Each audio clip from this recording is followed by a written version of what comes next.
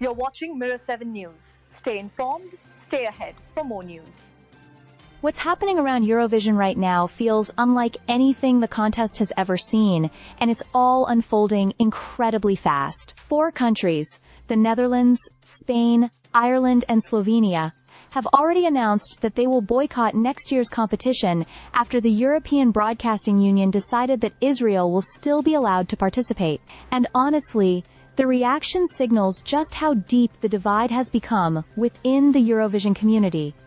So here's the situation as it stands. These 4 broadcasters had pushed hard for Israel to be excluded over the humanitarian toll of the Gaza war. They even suggested holding a secret ballot so every EBU member could vote freely on whether Israel should take part. But during a major meeting in Geneva, members were instead asked a different question: whether newly introduced safeguards were enough to move forward without a direct vote on Israel's participation. A large majority said yes, meaning the contest would continue as planned.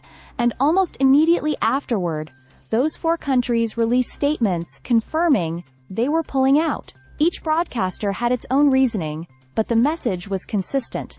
Participation simply felt impossible under the current circumstances. In Ireland, RTE called the idea of competing unconscionable, considering the loss of life in Gaza. Spain's RTVE said denying a secret ballot damaged trust in how the contest is run. The Netherlands argued that taking part couldn't be aligned with its core public values, and Slovenia's broadcaster took a firm stance as well. Meanwhile, other countries, like Belgium and Iceland, haven't yet decided what they'll do. Some Nordic broadcasters, such as Norway and Denmark, have signaled they will still participate. Germany's ARD says it regrets the withdrawals but respects the decisions.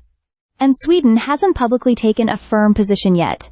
Israel, for its part, has welcomed the outcome. President Isaac Herzog said the decision shows solidarity, and that Israel deserves to be represented on every stage around the world. Its broadcaster Cannes has already been preparing for the 2026 contest, and maintains that it fully complies with EBU rules. What makes this moment especially intense is that Eurovision has always presented itself as apolitical, a cultural celebration where music bridges divides. Yet the debate over Israel's involvement has been building for 2 years. There were protests at both the 2024 and 2025 contests, allegations of vote manipulation, and mounting pressure for a clear decision. Today's outcome didn't resolve all of that.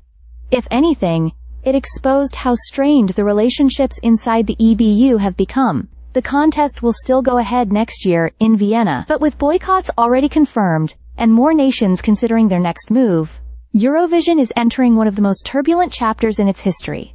And stitching these ties back together may not be easy. Stay subscribed for more videos.